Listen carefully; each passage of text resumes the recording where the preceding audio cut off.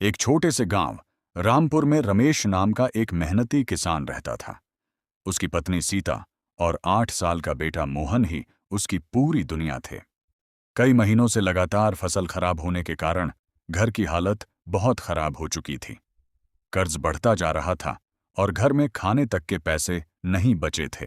एक शाम रमेश ने अपनी पुरानी लोहे की संदूकची खोली। उसमें सिर्फ 500 रुपये का एक आखिरी नोट बचा था। वह नोट हाथ में लेकर गहरी सोच में पड़ा। सीता ने कहा, रमेश, यही आखिरी पैसे हैं, इनसे राशन ले आओ, नहीं तो मोहन भूखा सो जाएगा। रमेश ने कहा, हाँ, मैं अभी बाजार जाता हूं। रमेश जैसे ही घर से निकला तभी गांव का साहूकार सामने आ गया।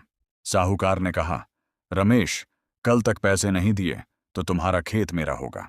रमेश ने कहा, बस एक दिन और दे दीजिए मालिक। साहूकार ने गुस्से से कहा, अब कोई मोहलत नहीं मिलेगी।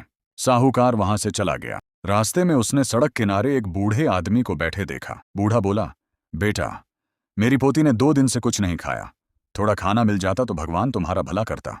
रमेश की जेब में सिर्फ वही 500 रुपये थे। एक तरफ उसका अपना परिवार भूखा था, दूसरी तरफ यह बेबस दादा पोती। रमेश ने पूरा 500 रुपये का राशन खरीदकर बूढ़े और उसकी पोती को दे दिया।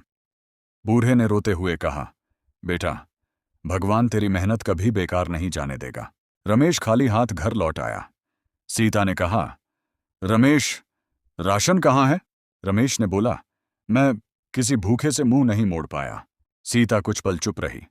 उसकी आंखों में आंसू आ गए, लेकिन उसने मुस्कुराकर कहा, हम एक रात भूखे रह लेंगे। अगली सुबह गांव में खबर फैल गई कि शहर की एक बड़ी कंपनी किसानों की मदद के लिए आई है।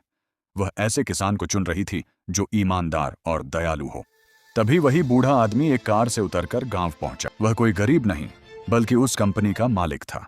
मालिक ने कहा, रमेश, तुमने अपने आखिरी 500 रुपये भी एक अनजान इंसान पर खर्च कर दिए। ऐसे इंसान ही असली अमीर होते हैं। उसने रमेश को 5 लाख रुपए, नए बीज, एक ट्रैक्टर और पूरा कर्ज चुकाने की मदद दी। साहूकार ने शर्म से अपने सिर झुककर कहा, रमेश, मुझे माफ कर दो।